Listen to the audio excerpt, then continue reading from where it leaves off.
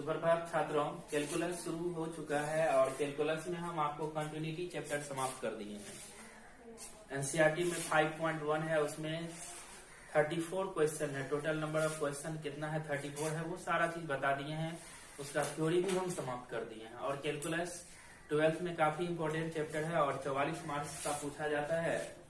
तो आज हम उसी में जो चैप्टर का नाम था कंटिन्यूटी एंड डिफरेंशियबिलिटी, तो कंटिन्यूटी आपने देखा और उसी का है सेकेंड पार्ट डिफरेंशियबिलिटी, हिंदी होता है अवकलनीयता। तो अब देखिए कि कोई फलन किसी भी बिंदु पर जिस तरह कंटिन्यूअस हुआ था उसी तरह से अवकलनीय भी होता है।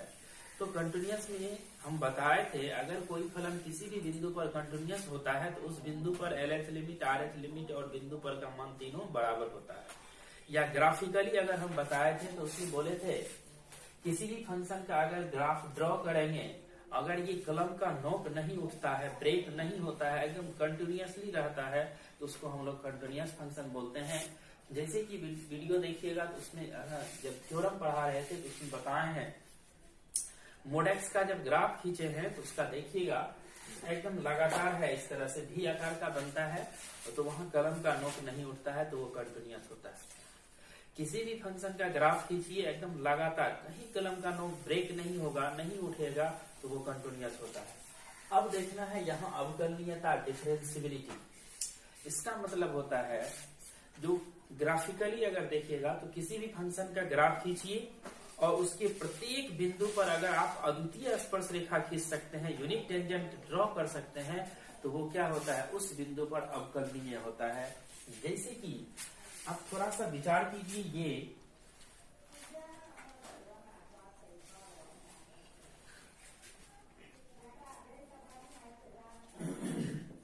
ये x डैश है, ऑरिजिन है, और ये क्या है? x है, ये y डैश है और ये क्या है? y है। मान लेते हैं कोई फंक्शन का ग्राफ है, जब f(x) बराबर x² का ग्राफ कीजिएगा तो वो इस तरह से बनता है, ऐसे यू आकार का इस तरह से बनता है। ये f(x) बराबर x² का ग्राफ है, यू आकार का इस तरह से बनता है।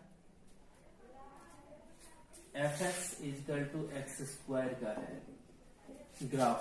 x का वैल्यू 0 दीजिएगा तो y का वैल्यू 0 आएगा, x का वैल्यू 1 दीजिएगा तो 1 आएगा, 2 दीजिएगा 4 आएगा, 3 दीजिएगा 9 आएगा, इस तरह से। -1 दीजिएगा +1, -2 4, -3 +9, इस तरह से ये बढ़ेगा। अब देखिए ये प्रत्येक बिंदु पर ये तो कंटिन्यूअस है ही, ये कंटिन्यूअस है, तो इसका जो हम ग्राफ खींचेंगे तो इस तरह से कहीं कलम का नोक नहीं उठ रहा है, देख लीजिए एकदम लगातार है। वहां तक जहां तक खींचेंगे, ड्रॉ करेंगे तो वो क्या है? कंटिन्यूअस लगातार है। अब अवकलनीय की बात है तो इसके प्रत्येक बिंदु पर हम अद्वितीय स्पर्श रेखा, यूनिक टेंजेंट ड्रॉ कर सकते हैं। जैसे मान के चलिए ये पॉइंट है, तो क्या इस पॉइंट पर आप अद्वितीय रेखा, स्पर्श रेखा नहीं खींच सकते हैं? Unique tangent. जैसे इस पॉइंट पर आप एक टेंजेंट ड्रॉ किए हैं, तो क्या इस पॉइंट पर कोई दूसरा टेंजेंट हम ड्रॉ कर सकते हैं?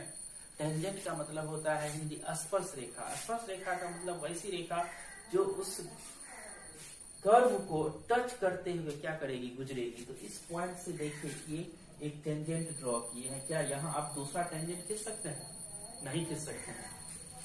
जैसे मान के चलिए एक बिंदु यही है, यहाँ भी एक ही अद्वितीय रेखा आप स्पर्श रेखा खींच सकते हैं। जैसे देखिए इसे, क्या यहाँ आप दूसरा यूनिक टेंजेंट ड्रॉ कर सकते हैं? नहीं कर सकते हैं। इस तरह से जैसे मान के चलिए यहाँ है तो यहाँ भी हम खींच सकते हैं, यहाँ भी खींच सकते हैं, अर्थात यहाँ भी हम एक ड्रॉ कर सकते हैं, यहाँ भी ड्रॉ कर सकते हैं, यहाँ भी ड्रॉ कर सकते हैं। जैसे इस बिंदु पर ड्रॉ करते हैं तो देखिए कर दिए हम, क्या इस बिंदु पर दोबारा टेंजेंट हम खींच सकते हैं? नहीं खींच सकते हैं।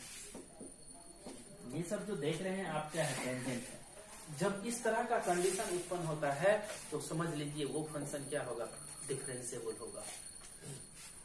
अर्थात इस बिंदु पर भी डिफरेंशिएबल, इस पर भी डिफरेंशिएबल। तो अगर ग्राफिकली देखिएगा तो किसी भी फंक्शन का ग्राफ खींचिए और अगर प्रत्येक बिंदु पर आप उस ग्राफ के प्रत्येक बिंदु पर यूनिक टेंजेंट ड्रॉ कर सकते हैं तो वो फंक्शन क्या होता है? डिफरेंशिएबल होता है।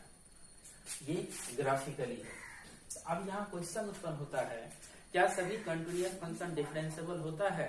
इसका आंसर होगा नहीं, लेकिन जितना भी डिफरेंशिएबल है फंक्शन वो कंटिन्यूअस अवश्य होगा। Every differentiable function is continuous function. जितना भी अवकलनीय फलन है वो संतत होता है। लेकिन संतत अवकलनीय हो ये कोई आवश्यक नहीं है। जैसे मोड एक्स के बारे में आप विचार कीजिए, वो x बराबर 0 पर कंटिन्यूअस है, लेकिन वो x बराबर 0 पर अवकलनीय नहीं है। वो बताएंगे, चर्चा करेंगे, तो याद रखिएगा, इस पॉइंट को याद रखिए। सभी अवकलनीय फलन संतत फलन होता है, जबकि सभी संतत फलन अवकलनीय हो इसकी कोई आवश्यकता नहीं है। हो भी सकता है या नहीं भी हो सकता है। तो यहाँ डिफरेंशियबिलिटी की बात है, अवकलनीयता की बात है, तो देखिए इसको हम शुरू करते हैं। लेट कर लेते हैं y इक्वल टू fx। ये क्या है? एक एनी फंक्शन। मान ली ये fx जो है कोई एक फलन है, इसकी जगह पर x plus 1, x square, 2x plus 1, x Q, 3x plus 4 कुछ भी हो सकता है। अब अगर y इक्वल टू fx है, इसमें कुछ अगर बढ़ोतरी होता है x में, तो y में भी बढ़ेगा, क्योंकि देखते हैं, देखिए एक delta x be the small increment होता है, छोटी सी वृद्धि। स्मॉल इंक्रीमेंट का हिंदी होता है छोटी सी वृद्धि। Small increment in X, then delta Y be the corresponding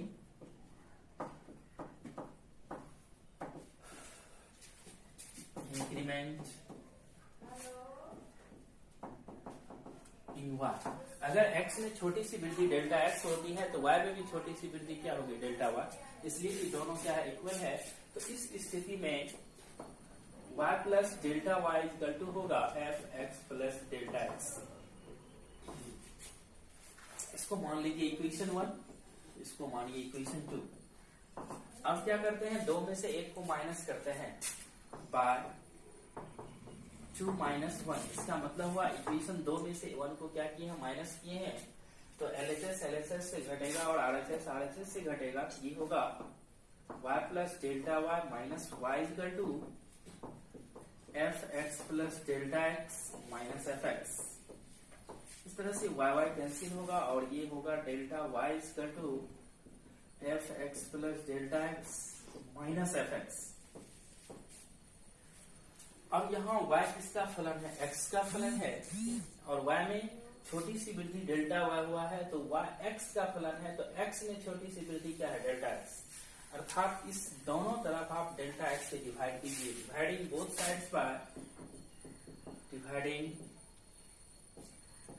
sides by delta x, क्योंकि y x का फलन है, y में स्मॉल इंक्रीमेंट डेल्टा y, इसलिए x में भी स्मॉल इंक्रीमेंट डेल्टा x, तो उसे डिवाइड कीजिए। तो ये हो जाएगा डेल्टा y बटे delta x is equal to F x plus delta X minus F X by delta X. अब जो नीचे में आप लिखे हैं उसके अनुसार से लिमिट लगाएंगे, टेकिंग लिमिट बोथ साइड्स। देखिए क्या होता है, टेकिंग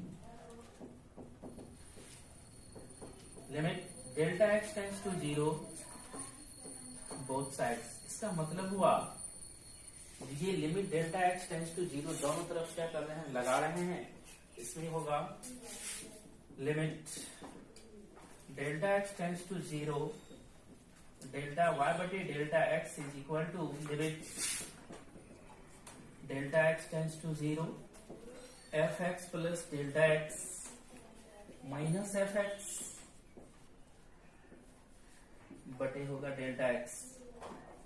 यहां थोड़ा सा ध्यान दीजिएगा, जब डेल्टा एक्स 0, इसका मतलब हो गया डेल्टा एक्स टेंड्स टू 0, इसका मतलब डेल्टा एक्स किसकी ओर अग्रसर हो रहा है? 0 की ओर अग्रसर हो रहा है। या delta X is approaches to 0, या delta X is near to 0, मतलब डेल्टा एक्स जब 0 की ओर अग्रसर होता है तो डेल्टा y बटे डेल्टा एक्स का मान होता है dy बटे dx। इसका प्रूफ है, जब टेंजेंट नॉर्मल पढ़ाएंगे तो वहां सिद्ध करेंगे। इसका जो वैल्यू होता है ये आएगा आपको dy बटे dx, और ये आएगा limit delta X tends to 0 F x plus delta X minus F X बटे क्या आएगा? Delta X. तो यहां से एक फॉर्मूला उत्पन्न हो रहा है, dy बटे dx का value limit delta X tends to 0 F x plus delta X minus F X बटे डेल्टा एक्स। ये भी फॉर्मूला है, लेकिन आपके बुक में दिया है एच वाला नियम से, तो डेल्टा एक्स की जगह अगर हम एच देंगे तो limit H tends to 0 F x plus H minus F X बटे क्या होगा, एच होगा। तो ये डिवाइडेड डीएक्स का मतलब हो गया derivative of Y with respect to X, मतलब एक्स के सापेक्ष वाई का अवकलन या एक्स के सापेक्ष वाई का अवकलज। डिफरेंशियबिलिटी अवकलनीयता से ही रिलेटेड है अवकलज अवकलन। तो यहाँ एक्स के सापेक्ष वाई का अवकलन बोलिए या एक्स के सापेक्ष वाई का अवकलज बोलिए, derivatives of Y with respect to X. इसको लिखा देंगे, देखिए आगे करते हैं delta X equal to H. तो इस स्थिति में इन दिस केस dy बटे dx का जो वैल्यू होगा वो हो जाएगा limit h tends to 0 F x plus H minus F X बटे क्या होगा, h। ये एक फॉर्मूला है, ये क्या है आपको फॉर्मूला, और इसको हम लोग पढ़ेंगे हियर dy बटे dx इक्वल टू, इसको पढ़ेंगे derivative of y with respect to x, derivative of y with respect to x। इसका मतलब x के सापेक्ष y का अवकलज, इसका हिंदी होगा x के सापेक्ष, जो नीचे होता है सापेक्ष होता है y का अवकलज, y का अवकलज, x के सापेक्ष y का अवकलज। या इसको हम ये भी लिख सकते हैं DC of y with respect to x, DC differential coefficient, या ये भी लिख सकते हैं डिफरेंशियल कोएफिशिएंट, इसी को हम लिखते हैं डीसी। क्या लिखते हैं, DC of y with respect to x। इसका मतलब जानिए विथ रेस्पेक्ट टू x के सापेक्ष y का अवकल गुणा, y का अवकल गुणा। या एक चीज और जानिए, ये dy बटे dx है और इसी को हम लोग ऐसे भी लिखते हैं d बटे dx, y का वैल्यू क्या है, fx है, y का वैल्यू क्या है, fx है। तो x के सापेक्ष fx का जो अवकलज होता है उसको हम लिखते हैं f dash x। f dash x क्या हो गया, derivative of fx with respect to x, x के सापेक्ष fx का अवकलज। इसको क्या पढ़ेंगे, derivative of fx with respect to x, x के सापेक्ष fx के अवकलज को f डैश x से सूचित किया जाता है। अब देखिए हेल्थ या अर्थात अब क्लियर हो रहा है, जो हम लोग dy बटे dx को ही ये भी लिख सकते हैं, f डैश x भी लिख सकते हैं, दोनों एक ही चीज है, dy बटे dx के है या f डैश x के है। इसको ये भी लिखा जाता है y1 भी लिखा जाता है, y1 का मतलब हुआ एक बार dc करना है, या इसी को ऐसे भी लिखा जाता है y ऐसे y डैश। चारों का मतलब एक ही होता है, या एक चीज और भी लिखा जाता है ऐसे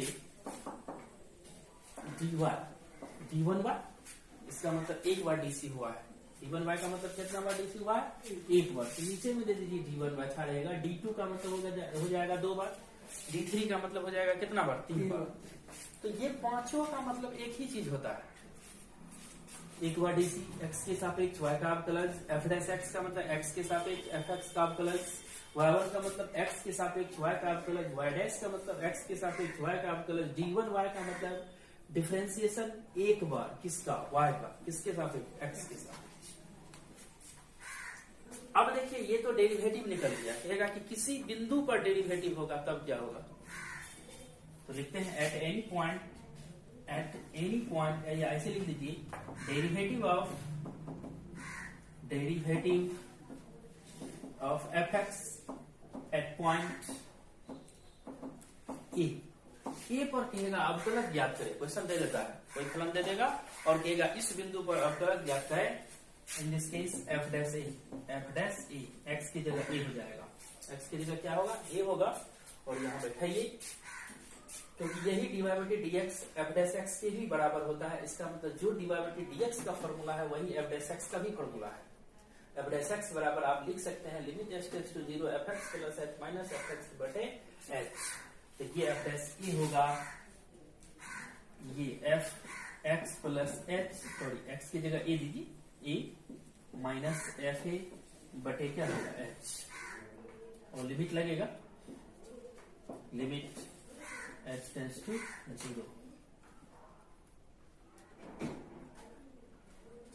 limit h tends to 0 f a plus h minus f a बटे h।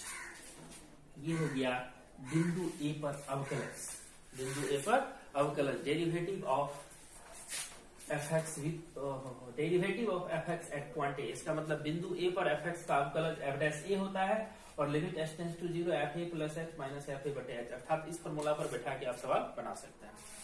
इसी को हम लोग इस नियम से जब अगर हम लोग इसको सॉल्व करते हैं तो इसको बोलते हैं फर्स्ट प्रिंसिपल। क्या बोलते हैं?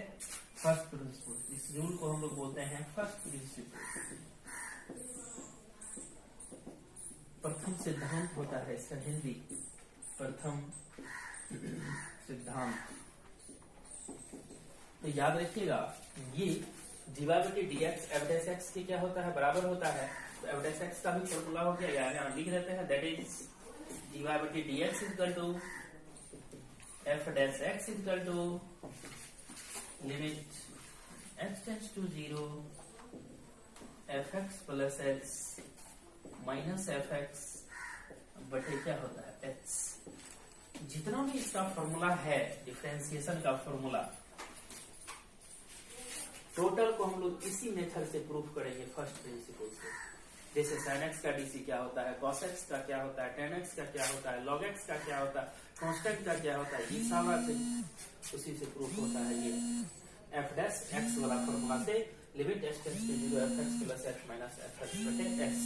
तो हम प्रूफ नहीं करेंगे, सिर्फ फॉर्मूला लिख देंगे, क्योंकि प्रूफ करेंगे तो क्लास बहुत लंबा हो जाएगा, क्योंकि एक तो प्रूफ करने में कम से कम जो है 5 मिनट का समय लगेगा, क्योंकि समझाना पड़ता है, लॉन्ग टाइम ले लेता है। इसलिए हम टोटल फॉर्मूला लिखा देंगे और उस फॉर्मूला से कम 3 या 4 ऑब्जेक्टिव रहेगा। आज की वीडियो में इतना ही रहेगा। धन्यवाद।